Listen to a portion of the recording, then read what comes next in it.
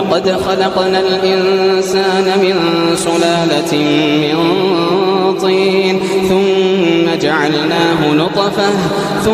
جعلناه نطفة في قرار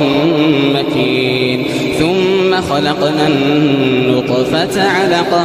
فخلقنا العلقة مضغة فخلقنا المضغة عظاما فكسونا العظام لحما ثم أنشأناه خلقا آخر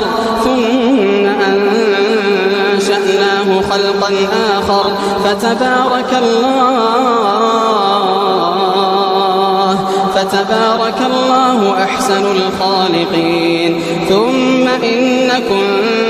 بعد ذلك لميتون ثم إنكم يوم القيامة تبعثون ولقد خلقنا فوقكم 7 طرائق